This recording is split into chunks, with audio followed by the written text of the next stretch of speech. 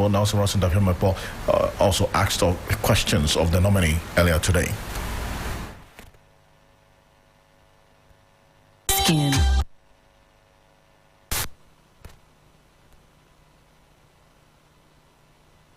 Would you assist them to do that? Yes, so what I'm saying is that it is not the responsibility of the minister. So would you assist them to do that? Yes or no? Yes, we assist them. Thank you very much. Thank you. That's all I want to hear. You assist them to do that. Tell me one other important thing that I think I want to have the nominees' views on is this issue of termination of employment. Now, every government operates based on a budget annually.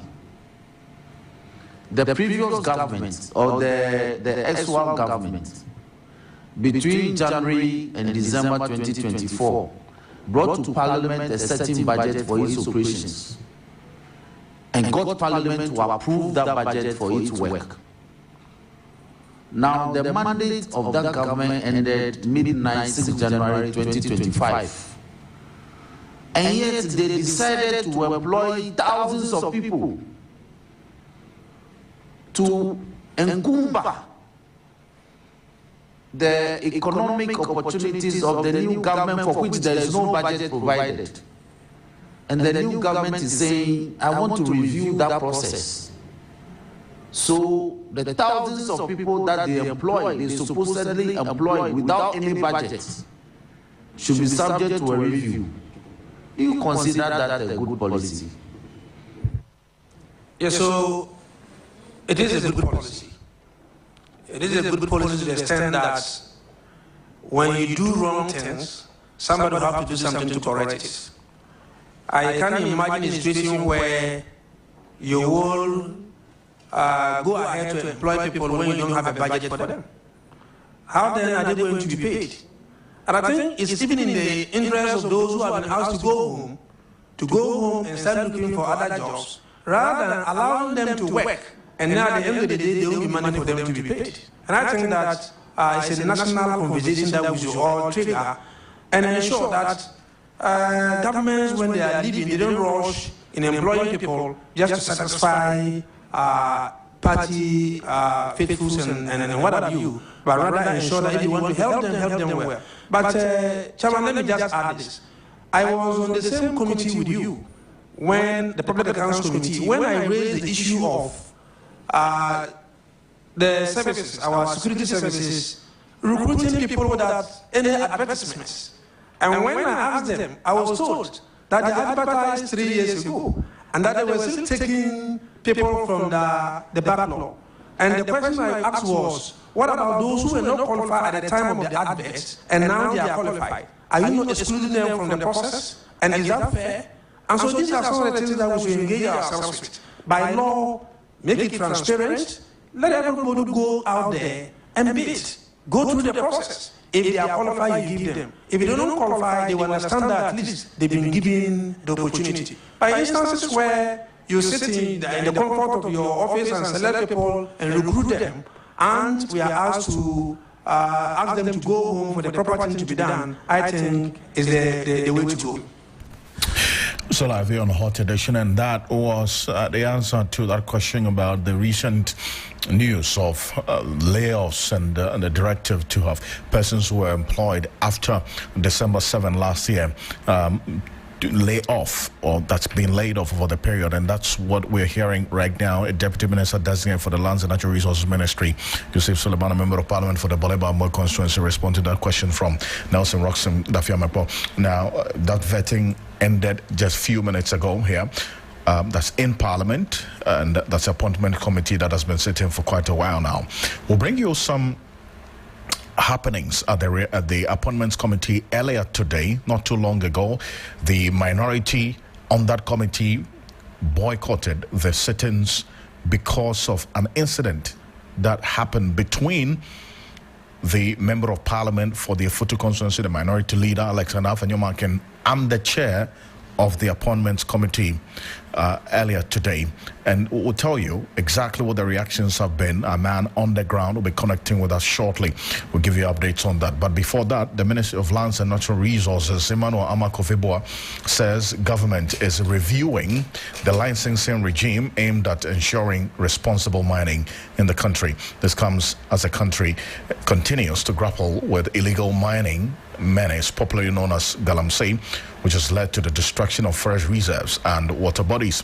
Speaking at the opening ceremony for members of parliament in Accra on restoring a culture of proper small-scale mining, the Minister for Lands and Natural Resources, Emmanuel Amakofeboa, insisted that illegal mining is a crisis that government is committed to fighting at all levels. He urged MPs to get involved at their various constituencies in order to ensure forest and other natural resources are preserved for the future. This fight is no longer about the small boys. This fight must get to the root. The financiers, the big guys, the unseen faces who do not worry about where that source of money is coming. We must find them and shame them. We are expeditiously reviewing the licensing regime to ensure a streamlined process so that those who meet the legal and environmental requirements are granted permits. We are proposing a local permitting and policing unit. We have to find a way to decentralize the process. As the Minister for Lands and Natural Resources there, also the Vice President, Professor Nana Jane Opoku-Agyeman, speaking as a special guest of honor, indicated that the government has taken steps aimed at addressing Galamsey across the country. And identify efforts in reclaiming degradable or degraded lands. These are commendable steps that require the full support of Parliament, the full support of all of us. As we embark on this orientation session, I urge each one of you respectfully to approach it with a shared sense of responsibility and commitment. Our discussions today must move beyond rhetoric to tangible actions that will drive change in our respective constituencies. We must work together to ensure that small-scale mining is not synonymous with destruction, but rather an avenue for economic empowerment, job creation, and sustainable development. In conclusion, I extend my sincere gratitude to the organizers of this conference, our esteemed speakers, all participants, for your unwavering dedication to this cause. Let us engage constructively, deliberate effectively, and most importantly, live here today with a renewed sense of purpose to restore a culture of proper mining in Ghana. As a Vice President, Professor Nana Jane Opoku-Agyeman there. But let's just stay a bit further on this particular mining conference, because the Forestry Commission says its officers are unable to enter 9 of the 44 forest reserves that are currently under threat from illegal miners, highlighting seriousness of the Galamsey crisis. 5,000 hectares of forest reserves have so far been degraded by the activities of illegal miners. Here, we'll hear from Gilbert Esiakwan, Technical Director of the Forestry Area at the Forestry Division of the Forestry Commission, speaking at the dialogue on restoring a culture of proper mining earlier today.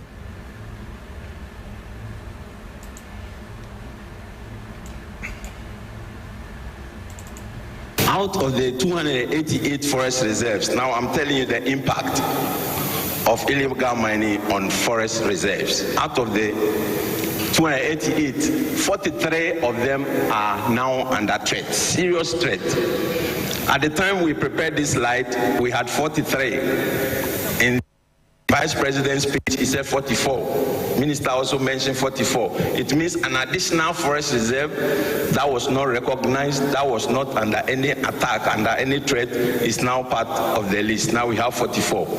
If we don't take action today, maybe in the next week, another new reserve that is not known for illegal activities will add on to the 44. That is what we are having now. And Minister mentioned about 5,000 hectares of our forest reserves are degraded, heavily degraded. And he mentioned that will be in the equivalent of 7,500 football pitches, standard football pitches. And this is serious. This is happening in Ashanti region, Bekwai, specifically Bekwai in Carrier district, Western region in Tapwa and Dabuase area, and the western of Bibiani and Chi. These are the notorious areas where these illegal activities are happening. As Gilbert Esiakwan, Technical Director of Forestry at the Forestry Commission there. Wisdom Safo joined me with our research desk here at Midday Journal, and is with me in the studio the latest figures on the extent of destruction of forest reserves due to illegal mining. Wisdom, what do we know now? All right, Alfred, thank you very much. And so, as the Minister mentioned, we have currently 43 of our forest reserves under threat by the activities of illegal mining, popularly known as Galamsey. You heard Mr. Awomin saying that currently stands at around 44. If you strike the percentage, it stands around 15%. So if you take the forest reserves that we have 288 in total, about 15% of them, that's around 43 to 44 of them, is currently under threat or destroyed totally by illegal mining activities. Now, if you look at the hectares in terms of the area size of these 43 forest reserves, we are talking about around 5,253 hectares of land. And if you transpose this, if you try to make this more understandable, it can be translated into around 7,504 standard pitches.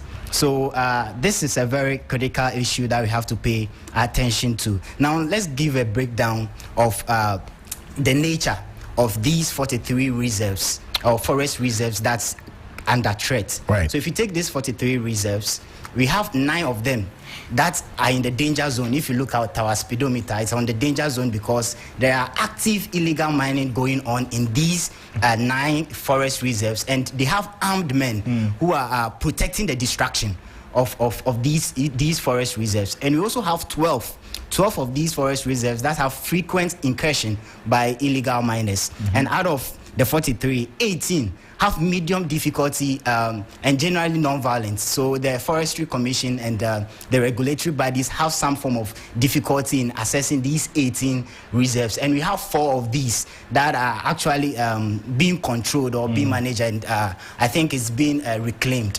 As per the latest report we have from the Lands Ministry. Very interesting detail there. So we're told that there are 9 forest reserves that Forestry Commission officials cannot have access to these forest reserves. So they are armed guards guarding these 9 forest reserves. And if you try to, enter or try to, there have been daily routines, daily inspection going on by the Forestry Commission as well as the Land and Natural Resources Ministry, trying to look at the places that can reclaim.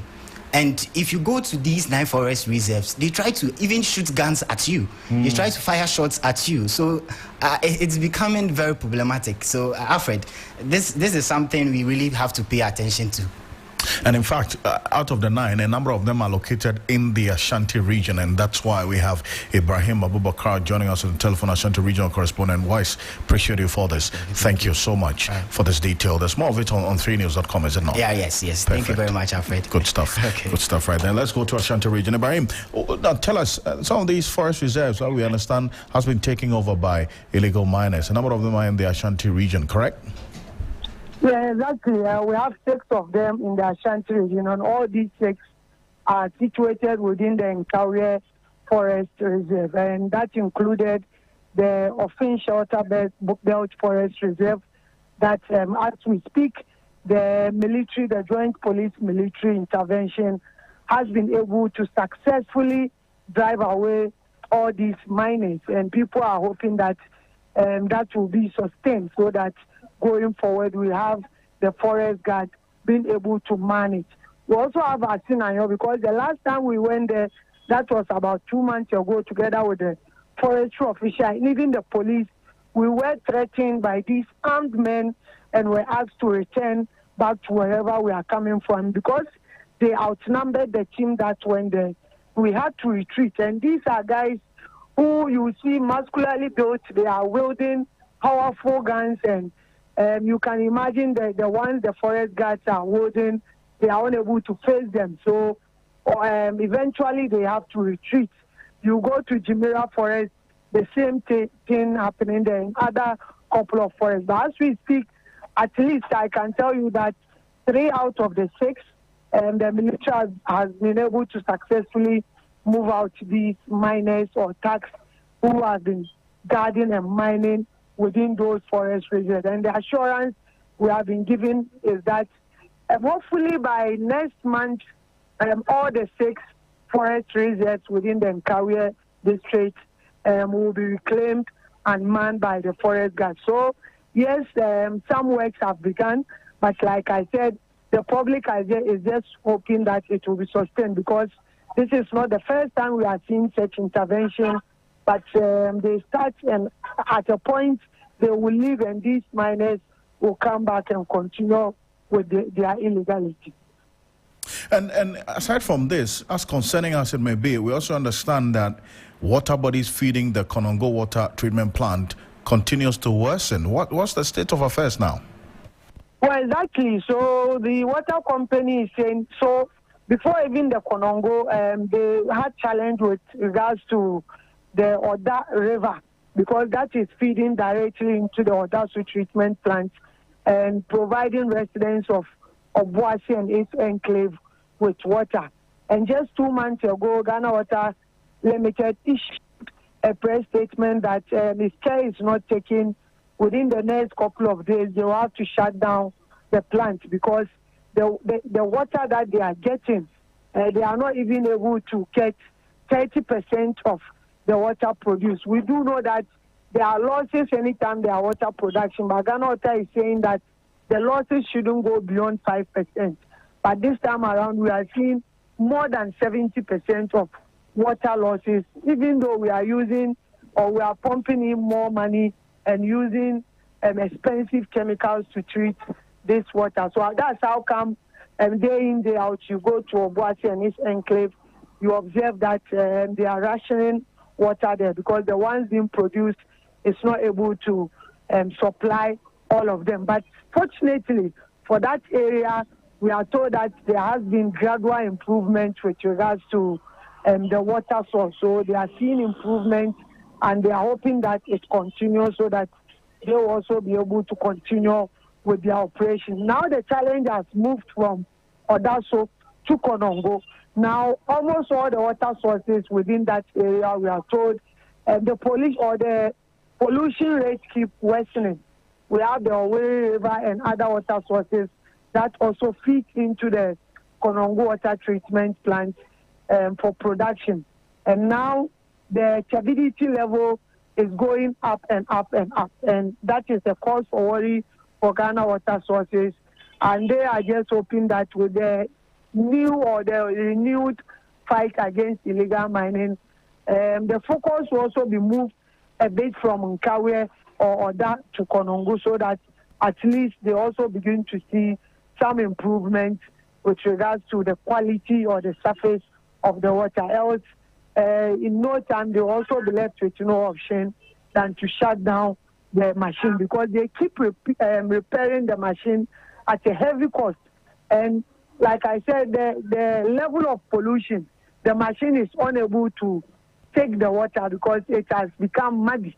So it is breaking down the machine, and they have to fix it. Sometimes they have to even import some of the parts to be able to fix it. So that is currently where the worry is, where the challenge is, and they are hoping that something be done as soon as possible, so that we will all be relieved of this menace. I see, and Ibrahim, before I let you go, there's something that happened 2 days ago. The 242, the second, destooling the Ohim chief for his involvement partly in illegal mining. Let's hear from Otumfuo to the second, and you just give us a quick brief of exactly what happened. This is what Otumfuo said via the Opimswo FM broadcast.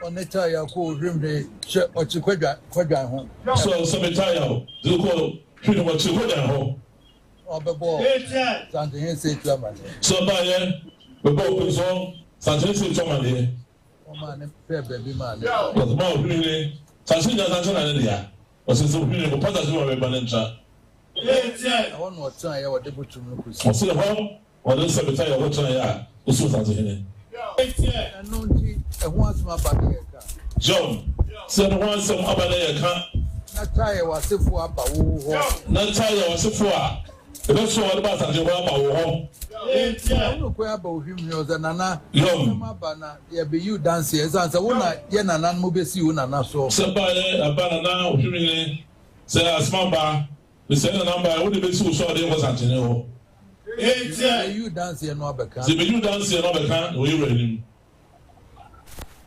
Ibrahim Obubakar, so what's the background and the latest to this Orim chief who was distilled by Otumfuo to the second?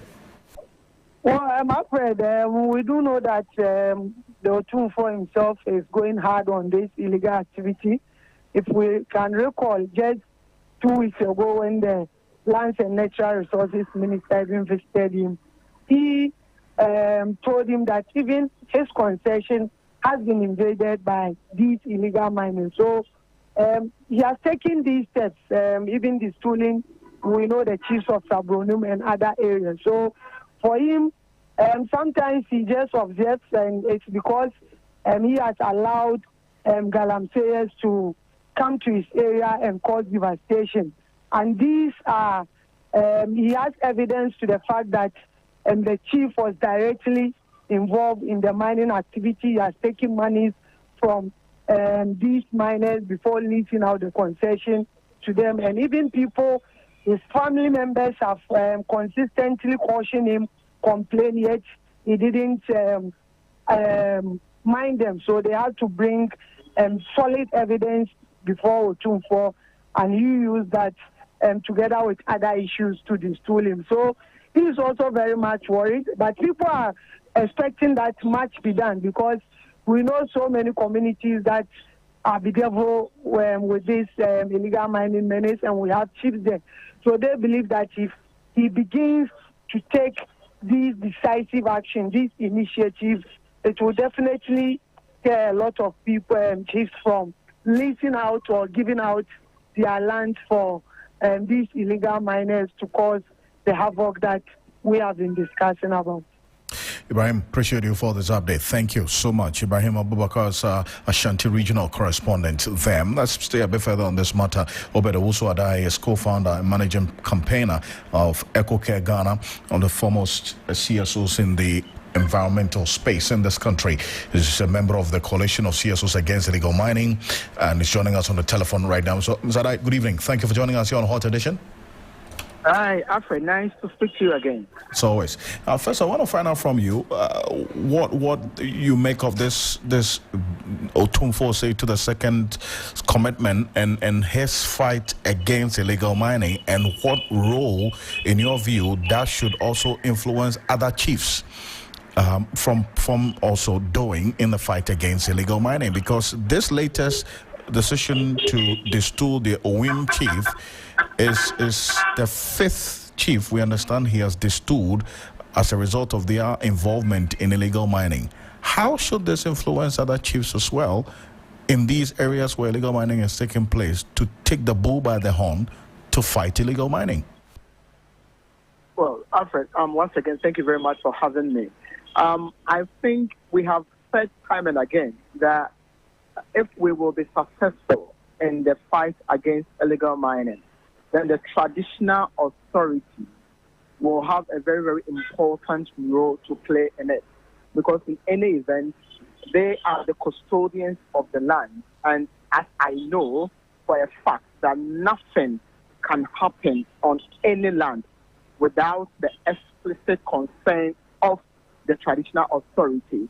So, or two, for coming down hard on some of these chiefs or sub-chiefs who have been complicit in illegal mining, we think it's a very, very good and bold decision that he is taking, and it should go as a warning to other chiefs who are allowing this canker to persist or to trounce within their communities and their stool areas, to take heed and begin to do the right thing. I remember when the Rempihine was stood, the Sabronum Hine, and then now Oshim Hine has also been stood. We are saying that it's a good step, and more needs to be done in other regions. The Chebi area, the Seshi area, all those areas where this illegal mining persists. And we think that the traditional authorities and the overlords should begin to crack the whip, especially on the sub-chiefs and the lower chiefs who are allowing this to happen. See, and then that leads me to the next concern that the Minister for Lands and Natural Resources himself, Emmanuel Makofeboa, reiterated sometime last week. 44 forest reserves are threatened by illegal miners. 9 of them have been taken over completely by these illegal miners. Forestry Commission officials cannot even have access to that. I mean, what has to be done to deal with this matter decisively, as this administration promised during the campaign period? Well, Alfred, the problem of illegal miners taking over forest reserves, I remember in the second half of the past administration, this became a big issue, and it started with a Pramprama Forest Reserve in the Bekwai Forest District, where the regional chairman of the NPP party took over the reserve with as many as 15 excavators, and it went all the way to other forest reserves. And I am a forester myself, a very proud one, who has worked with Forestry Commission in times past, and I know the problems and the challenges that some of our friends and colleagues who are still within the Forest Service Division are facing. And not too long ago, one of them was shot dead in one of the districts when they tried, I think it's in Enche. In Enche, one of our colleague foresters was shot dead because they attempted to apprehend illegal miners who were operating in a forest reserve. We think it is about time, and you remember we called for this state of emergency. It is still very, very relevant now that the president and the minister begin to take a look at some of the submissions that were made then when we called for a declaration of a state of emergency that will allow for the utilization of the military and other state apparatus to go into these forest reserves. There is a reason, or there was a reason why these reserves were constituted. They were not constituted to be used for illegal mining. They were constituted to protect water bodies.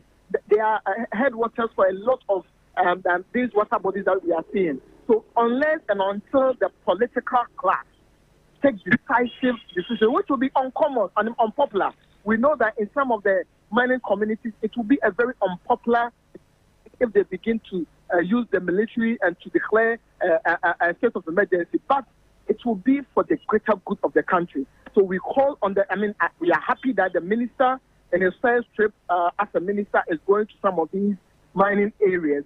We are hoping and praying that the outcome of this engagement will be that they will see the urgency to declare a state of emergency to be able to reclaim some of these forest reserves that have been taken over by the military. Because as of now, the Forest Services Division, they are not armed.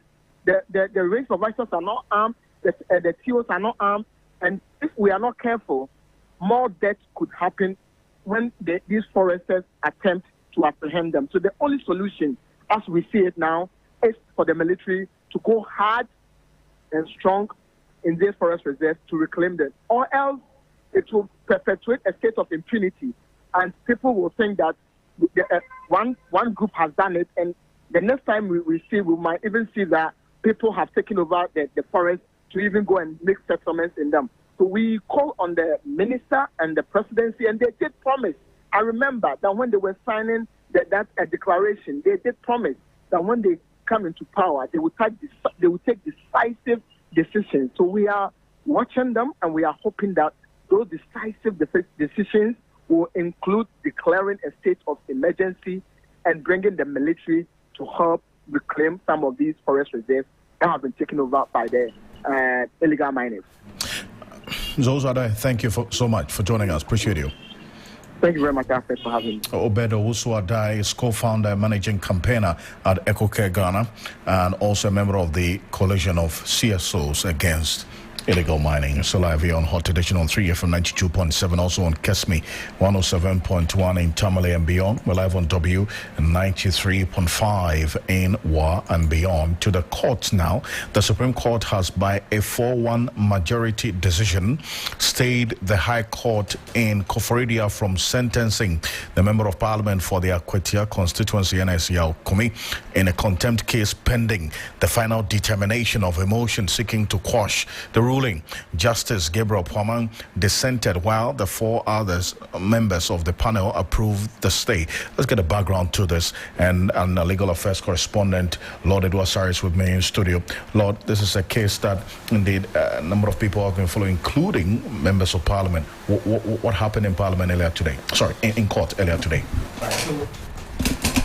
Alfred, the legislator for Akwetia, Yaokumi, himself was absent. So he was represented by the minority leader, Alexander Afenyomak. Now, when the case was called, his lead counsel, Gary Namakomafo, sought to move the motion, setting aside the injunction which was placed on the Akwetia MP. But even before he could continue, Justice Pwamang indicated that they know for a fact that he has been convicted of contempt. And pardon me, that case had not yet been resolved by the Koforidua High Court, and then they had moved to the Supreme Court to move a different matter altogether. So Justice Pwamang indicated that the panel could not hear that case because they couldn't afford to let them override another superior court and then hear a different matter. So he wasn't in favor of it. But then he indicated, Mafo still insisted that that was not the case, because even before that contempt was granted, there was an application which they refused to hear, and then they went ahead to give this. And then the lawyer for the interested party, which was Bachiado, he indicated that it cannot be the case because earlier he had indicated that they weren't aware of that case which was before them. But the lawyer for Bachiado indicated that it cannot be the case because they had been served that injunction order or the application. And the panel indicated that they still cannot go ahead with it. And so they went inside for a break. That took a little over 15 minutes. And when they came back, they indicated that they are going to adjourn the case to March 12 to decide whether they should hear the lawyers for NS Yaokumi at all regarding whether they should hear the matter involving the contempt case, whether it should be dismissed or not. Now, the story that you read earlier regarding the stay of sentencing by the Koforidua High Court, after this case was made, which was the issue regarding the injunction, the lawyers for the Akwetia MP moved a motion to stay the hand of the Koforidua High Court. They wanted the Supreme Court to stay their hand pending the determination of that contempt case, which they were yet to determine. Because that was a substantive matter. Right. The initial one was that the courts were yet to determine if they will hear him at all, because as it stood, they have still not purged themselves from the Koforidua High Court. Absolutely. So with this still proceedings, they wanted the court to grant them that relief so that pending the dissemination of that case, then they can go ahead with it. And which is going to be on March 12th? Indeed. Okay. But so in the 4-1 majority decision, they granted that application to stay the proceedings, which was stay the sentencing of the Akwetia MP. So as it stands now, the court indicated that they need to wait for the dissemination of that previous case, which we had indicated, which will be decided on March 12, before they can go ahead to sentence him, if any, to the Akwatia MP. When we finished, the minority leader, Afenyo Makin, he spoke at length to the media, followed by the lawyer for Brashiado. He was pleased with how the proceedings went. We can now hear from Alexander Afenyo Makin, and was mobbed by some NPP supporters outside of the court.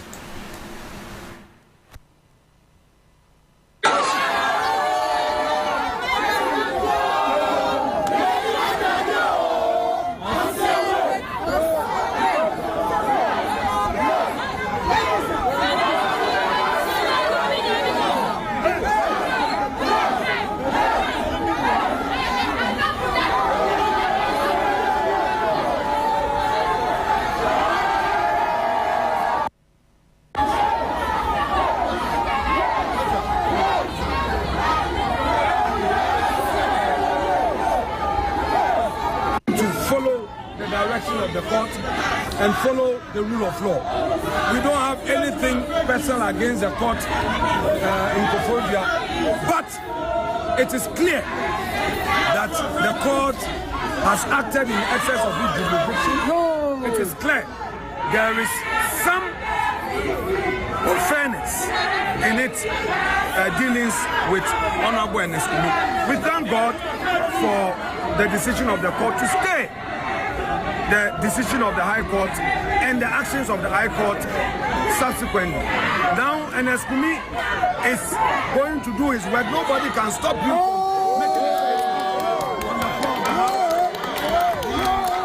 He is an MP who will make his statement and represent the people of Akwatia. MPP, we are a mighty minority, a happy minority, and we shall hold the feet of the NDC. That's our way. Thank you very much.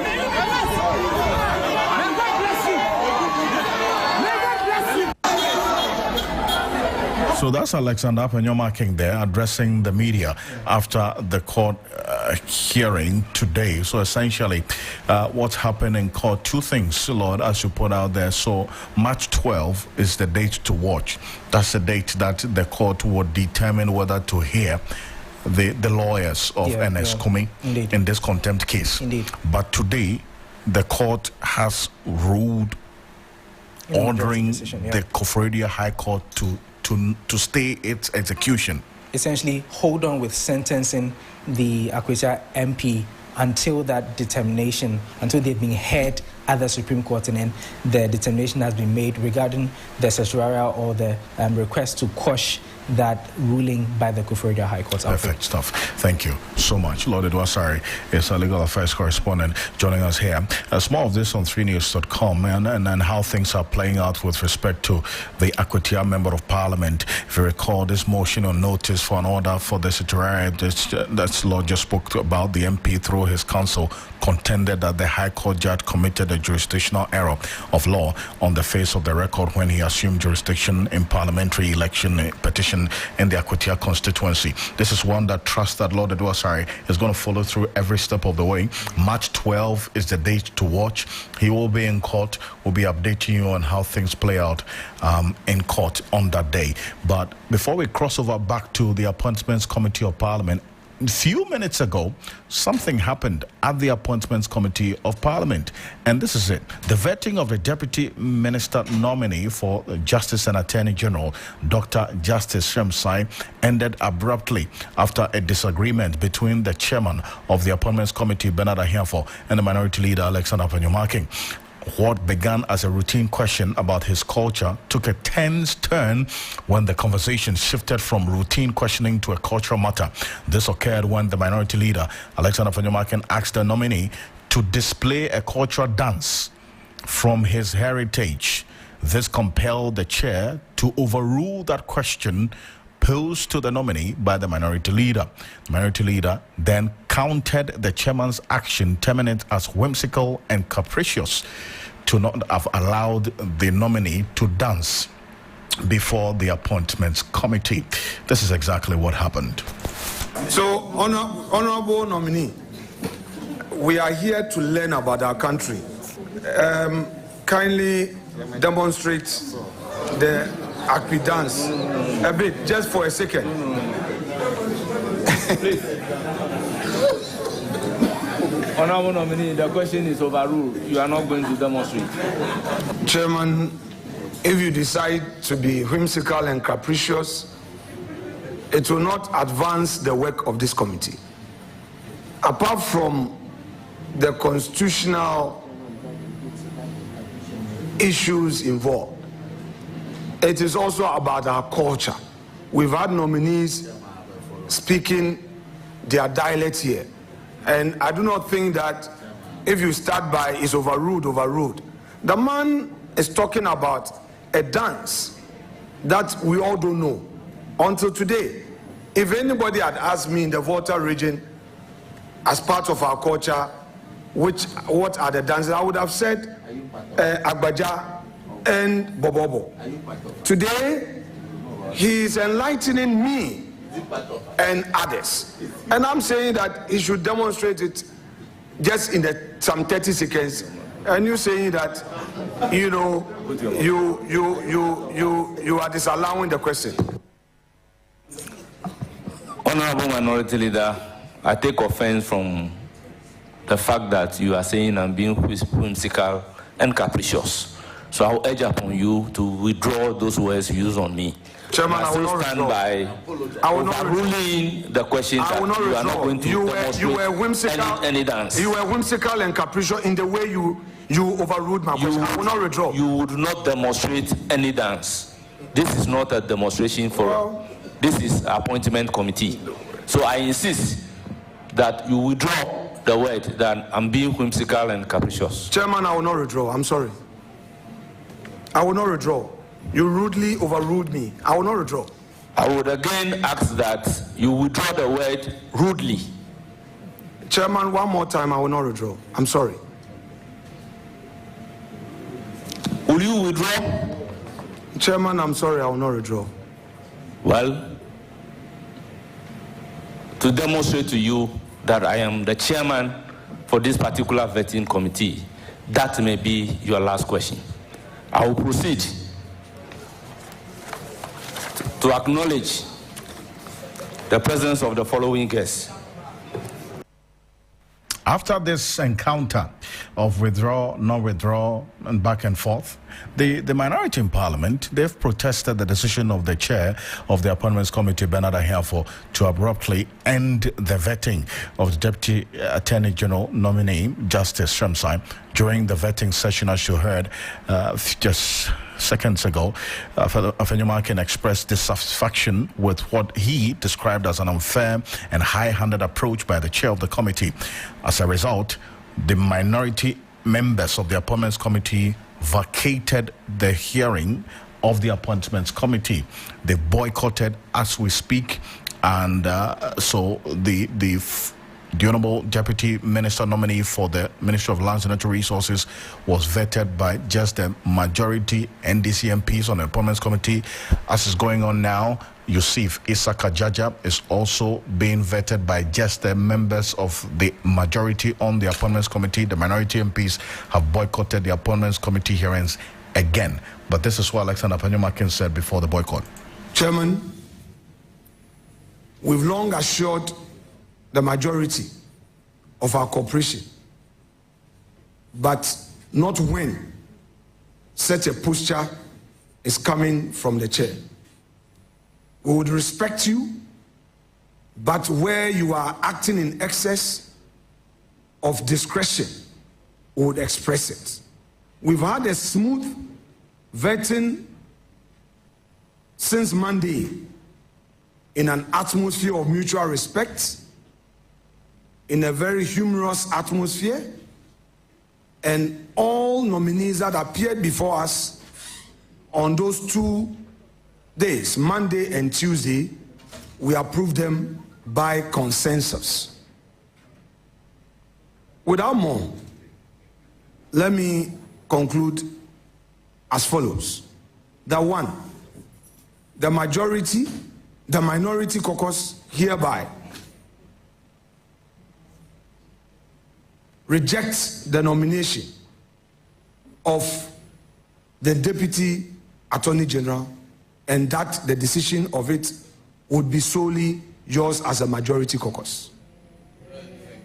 For today, all other nominees, in furtherance of our protests, we are also rejecting them, and then your decision, it will remain your decision as majority caucus. God willing, tomorrow, we are receiving the president. Our understanding is that there is no vetting. On Friday, God willing, will be available. And if the posture remains same, we will advise ourselves on the next line of action. Thank you very much indeed. So that's Alexander Fanyama. Thank you, honorable members. In a short response, I will want to place on record that I am a very fair and just person. Honorable Jerry Ahmed was to ask 3 questions, and indeed he has asked the 3 questions.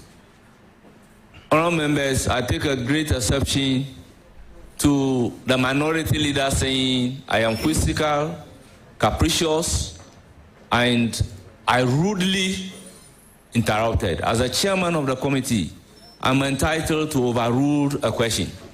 When you want to convert the appointment committee, and for that matter, the vetting room into a dancing floor, I think the just thing for me to do is overrule that particular question. In Parliament, anytime unparliamentary language is used, by our rules, you will be requested to withdraw and sometimes apologize. When you refuse to do so, he is even lucky that I have not even cited him for contempt. Honorable members, let's make progress. Honorable nominee, in 2 minutes, tell us about yourself. Yes, Bernard Ahiafo, the chair of the Appointments Committee, they're replying in strong language to Alexander Penyoma King's earlier comments about the conduct of the chair of the Appointments Committee, before the decision by the minority to boycott the Appointments Committee's sittings. Currently, the Appointments Committee, made up of just the majority MPs, the NDC MPs, is vetting Yusuf Isaka Jaja, the Ayawaso North Member of Parliament, also the Deputy Minister nominee for the Tourism Ministry. Let's cross over there now so we get a live update of that vetting. In such areas, even ahead of time, because in the olden days, they have their own way of advertising the place. It's a place like Meridian, they use music to advertise it. Wonya Meridian yetema, nkabo ya jo, nkabo ya nu, nkabo ya ye. So we can start encouraging our musicians to use such places and other places that are dying up to advertise the place. So use your good office. Then at the seaside, how to clean those places so that people can go, holidays, they go and sleep there and relax and do so many activities there. Now, so many activities there. So please, Greater Accra is crying. Greater Accra is really crying. And we need those things back so that you use the music and other places. Wulomo, they are still there. And if you give them the opportunity and give them that, this thing, they will use such places for all different music to advertise the place, and we'll get resources to support it. Thank you. Thank you, Mr. Honorable nominee. Let's take it as a contribution rather than a question. So it's a contribution. Thank you, Mr. Chairman. I will proceed to give the floor to Honorable Kwaku Rickett Hagan.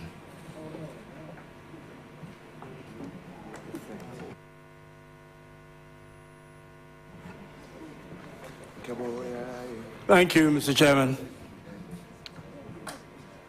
Honorable nominee, Congratulations. Thank you, leader.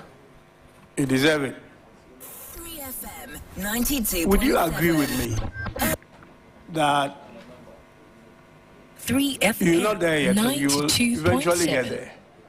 That to be a successful deputy minister, apart from your competence and skills, you need to have a good relationship with your minister. Exactly so, Mr. Chairman. Your minister, I'll pretend she's not here, is one of the nicest people to really build a good relationship with. You are a lucky deputy minister. And I know what I was encouraged by or happy to hear is that whatever you say, you refer to your minister as having either had a discussion with her or, thereabout, which is a sign that you have already started building that good relationship with your minister. And that will be a key to your success. Now, I come from a tourism destination, and that is Cape Coast. Castles and forts, the catacombs that you mentioned earlier. That's where they sit. For me, it goes beyond awareness, which you did mention, that we need to have more awareness, and hopefully that will drive people there. I think what is lacking, in my judgment, is tourism infrastructure. We have the castles, which obviously we inherited it. It's a painful legacy. FM 92.7. When we talk about slavery and all that, but this is a legacy that is now giving us an income. I don't know what I should say is a compensation for what was done to us. But we are now, raking in revenue from it. We have the kakum and other things. But what we don't have, and the infrastructure I'm talking about, is to do with a decent hotel or an accommodation in these areas throughout the country when you visit, to spend the night. Because for you to be able to get money from tourism, you must be able to keep the tourists in your place for a certain amount of time. But when they can't get a place to sleep or a decent restaurant to eat food from, then you are not going to keep them and get whatever dollar they bring. You're not going to get a percentage that you would have otherwise if you have that. Now, the hotels these tourists are looking to sleep in are not five-star hotels. They are not looking for modern, five-star, four-star hotels, because they have come for an experience. And they want to experience, from the hotels as well. That's why if you go to a number of parks in the southern of Africa, you realize that the hotels are built in a way like how our villages are. But they actually have modern facilities when you go in there. And that is what is lacking in our part of the world.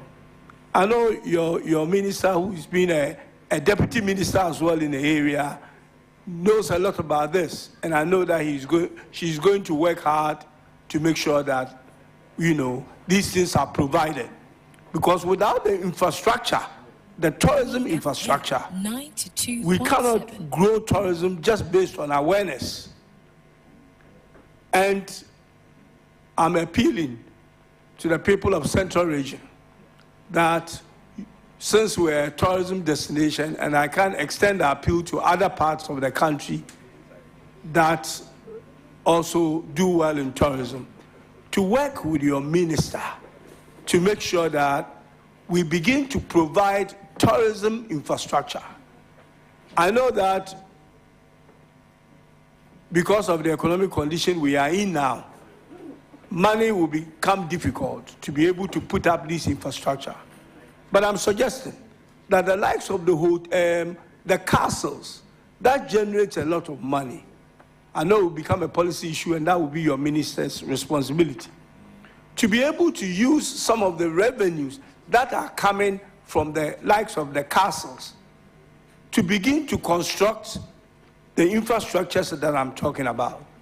It may take a while, but eventually we will have it, so that it will be a complete package. That if I'm going to sleep, if I'm going to see Cape Coast Castle, I can spend, and the Kakum and all that, I can spend at least 2 or 3 days in Cape Coast to have a full feel of the tourism that the Central Region provides. So, since you are building a good relationship, I will want you to promise me that this is one of the areas. I've got your minister to promise me already. I just want your promise that I have the complete package. That we will do these things. I'm lobbying for Ghana. We will do these things to make Ghana a great tourism destination that can compete with the places that we call the Kenyas and the Zimbabwe's that are some of the Africa's top tourism destinations. Thank you very much, Mr. Chairman. Thank you, Mr. Chairman. Just to assure leader, I will assist or liaise with my honorable minister to do exactly that. Thank you. Thank you very much, nominee, and congratulations. Thank you, leader. Thank you very much, Honorable George Kwaku-Riket-Hagan, Vice Chairman of the committee. Now it is my turn to ask my very good friend questions. Honorable Yusuf Jaja, now your lawyer will be asking you questions. Are you prepared to provide answers to those questions from your lawyer?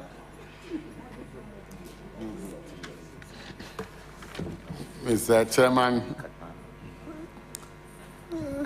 yes, but yes, was reluctant. The way you have reluctantly said yes, I will proceed to acknowledge our revered guests, opinion leaders, and chiefs seated behind you to give you moral support. First on my list is Hajia Farida Jaja, spouse of the nominee. Then we have Imam Nuhu Jaja, Ayawaso North Municipal Imam. We have Namba Sigri, Secretary, National Council of Zongo Chiefs. Then we have Chief Zakaria Sofo, President, National Butchers Association. We also have Chief Hassan Hussein, Chairman, Ayawaso Council of Zongo Chiefs. We have Chief Mustafa Idris, Chief of Chamba or Chamba Community. Chief of Chamba Community. Then we have Chief Sola Mahmoud Sofo, Chief of Hausa Community, Ayawaso North. Then we have Rosemond Aku Saka, Principal Elder, Ni Mai Sakpa. We have Chief Sola Mahmoud Sofo, Chief of Hausa, Ayawaso North. Then Chief Isaka Abdul Mumin.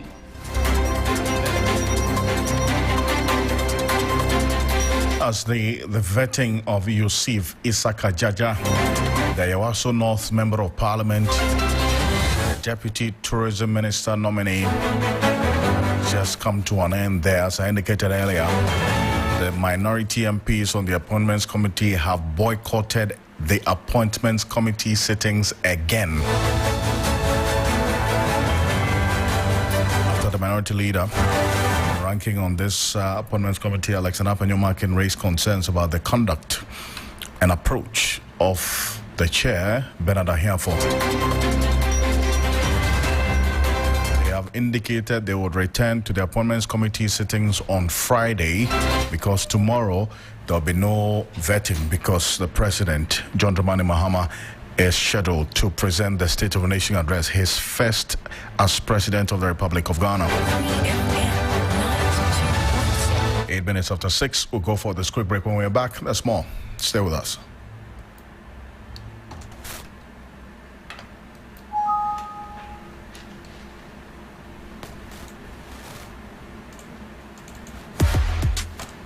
Of the teams in a 3FM 60-day Fit Start Challenge. Which team will come up tops? Will it be Team Comfort or Team Helen? Will age and tact act triumph? Or will youth and energy win? Call or WhatsApp on these numbers 0532 300 927 or 0532 200 927. Now, to join Team Comfort or Team Helen and enjoy holistic wellness coaching, specialized diet plans, and cooking tutorials, thrilling exercises, challenges, and activities, plus many exciting rewards. 3FM Fit Start is sponsored by Daffy's Health and Beauty, Bill's Microfinance and Usual Premier, and supported by Blue Skies and the Ghana Medical Association. 3FM Fit Start, your health, your journey, your victory.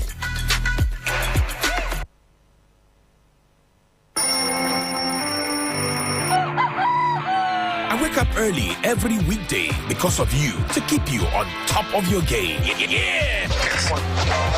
You are at the center of our universe. That's why we make it a duty to serve you only the freshest, hottest news and entertainment. When you want it, where you want it.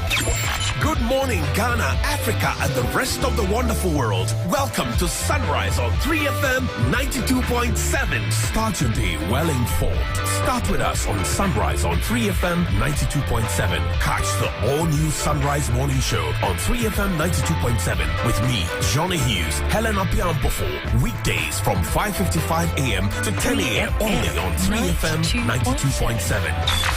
3FM, your urban lifestyle radio.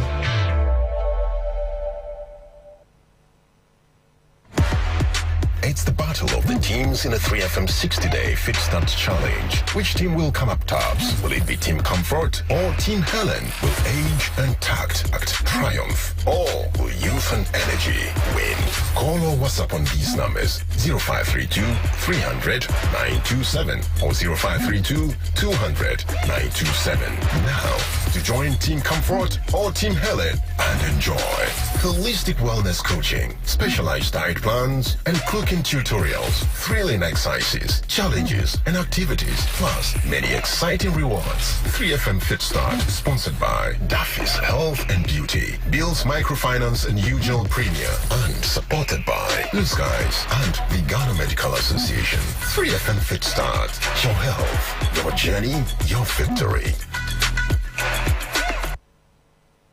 Welcome back. You're so live here on a hot edition on 3FM 92.7. We're also live on Kesmi 107.1 in Tamale and beyond. We're live on W93.5 in Wa and beyond. Just gone by were the Appointments Committee sittings and the vetting of the Deputy Tourism Minister nominee.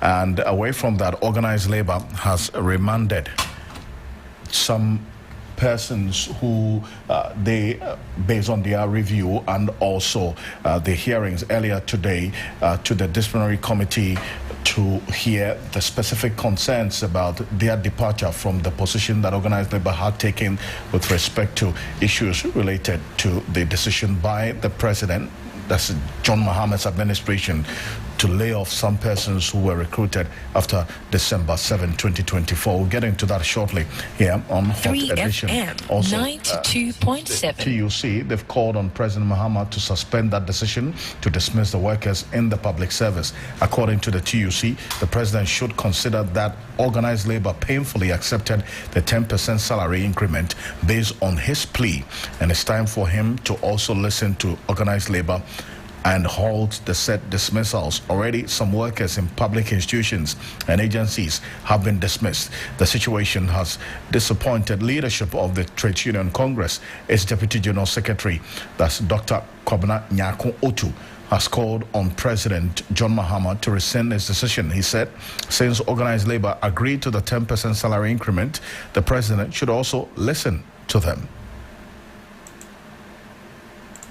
We expect a reset of the political tone to reduce tension in this country. So much tension. To try and forge consensus going forward. We cannot develop on the basis as a country when every little thing we disagree. We can't form a consensus on anything. And we expect that President Mahama, with the years of experience that he has acquired, both as president, former president, and now president, will lead the tone, will lead the crusade for us to get some semblance of unity going forward with which to develop this country. You heard there the Deputy Secretary General of the TUC. He calls for a review of the Transition Act.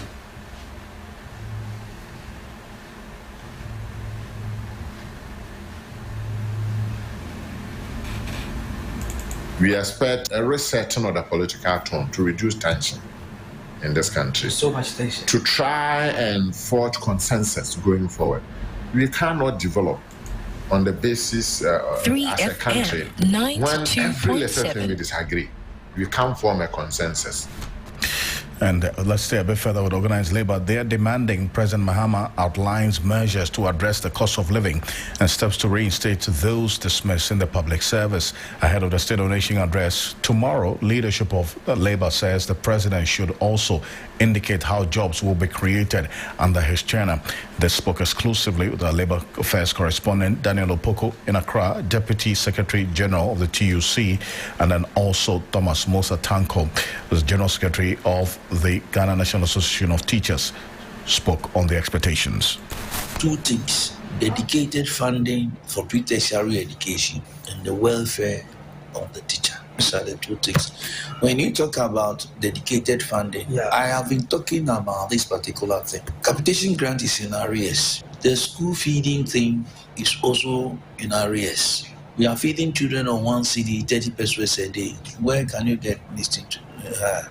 And aside that one, the government subventions that much. We have been talking about this over and over and over and over and over again. See, and if care is not taken, what we are doing is that we are creating a class society where those who have, they will get more, and those who do not have, they will not get anything. And it is not in the interest of anybody. If that happens, the children who do not, the parents who don't have money, their children will go into child labor. And we cannot live in a country where we always subsidizing for the rich. Free SHS, technically speaking, is to subsidize. It's about providing subsidy for the rich. Free SHS. Because why should you live in a country like Ghana and you are an MP, a minister, or somebody, a middle income person, then you say your child should go to 3FM. As Thomas Musa Tanko there, let's cross over back to the Appointments Committee sittings, and the chair, Bernard Ahiafo, is addressing the committee members on the decision by the minority to boycott the sittings. Kurugu and asks whether you are voting for or against the nominee. Honorable Chair, thank you. I am voting for the nominee. Thank you. Honorable Alassane Umar. I'm voting for the honorable nominee. All. Honorable Hajia Ladi Ayamba. I'm voting for the nominee. Honorable Muhammad Shaibu. Voting for the nominee. Honorable Roxanne Nelson Kwame Echeda Famako. I'm voting for the nominee. Chairman, my vote is for the nominee. Honorable George Kweku Ricket Hagan. Voting for the nominee, Chairman. Honorable members. Chairman, for the avoidance of doubt, I vote that the nominee be recommended for approval. Well, honorable members, voting yes for the nominee or voting aye for the nominee means that you are recommending the nominee for approval. And the no voting is that you are not recommending the nominee for approval. Because within the meaning of Standing Order 217, at the end of the deliberation, the committee must take decision whether to recommend or not to recommend. And that is the stage in which we are now.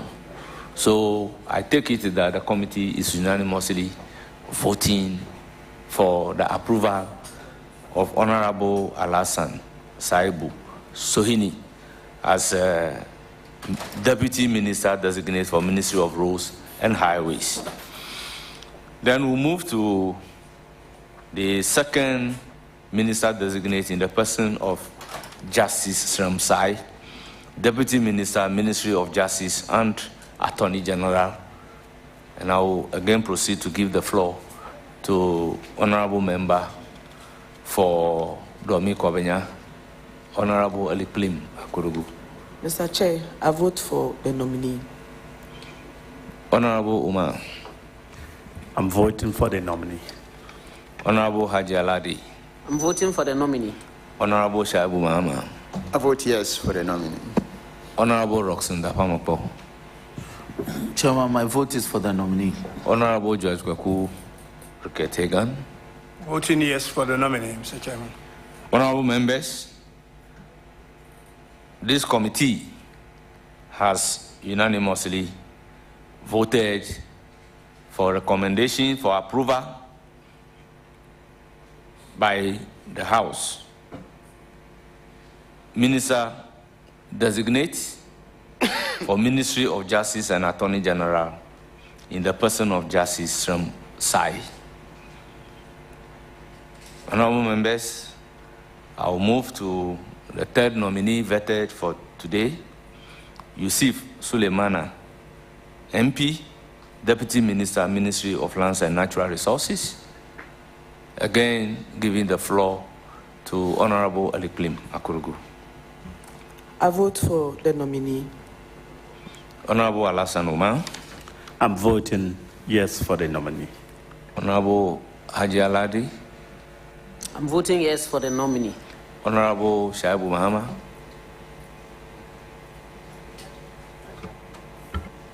I vote yes for the nominee. Honorable Roxanne Nelson Kwame Echeda Pamopo. Chairman, my vote is for the nominee. Honorable George Kwaku Riketegan. Voting for the nominee, Mr. Chairman. Honorable members, at the end of the vote cast, this committee recommend to the House unanimously for consideration of Honorable Yusuf Suleimana, Member of Parliament and Deputy Minister Designate for Ministry of Lands and Natural Resources. Honorable members, the last nominee vetted for today is in the person of Honorable Yusuf Isaka Jaja, Member of Parliament and Deputy Minister Designate for Ministry of Tourism, Culture and Creative Arts. I will again give the floor to Honorable Elikplim Akurugu. My vote is for the nominee. Honorable Alassane Umar. Voting yes for the nominee. Honorable Haji Aladi. My vote is for the nominee. Honorable Mahama Shaibu. Chairman, yes for the nominee. Honorable Roxanne Nelson Kwame Echeda Pamopo. Chairman, respectfully, I vote for the nominee. Honorable George Kwaku Riketegan. Yes for the nominee, Mr. Chairman. Thank you very much, honorable members. This committee have voted unanimously for a recommendation for the approval of Honorable Yusuf Isaka Jaja, Member of Parliament and Deputy Minister Designate for Ministry of Tourism, Culture and Creative Arts. Honorable members, I thank you very much for your voting. This committee, as properly constituted, has voted unanimously for recommendation to the entire House for approval of the nomination of Honorable Alhassan Saibu Sohini as Deputy Minister for Ministry of Roads and Highways, Honorable Justice Ramsai, Deputy Minister, Ministry of Justice and Attorney General, Yusuf Suleimana, Deputy Minister, Ministry of Lands and Natural Resources, and Yusuf Isaka Jaja, Member of Parliament, Deputy Minister, Ministry of Tourism, Culture, and Creative Arts. I will therefore task the clerk of the committee to capture the sense of the committee as depicted by the votes. Honorable members, thank you very much.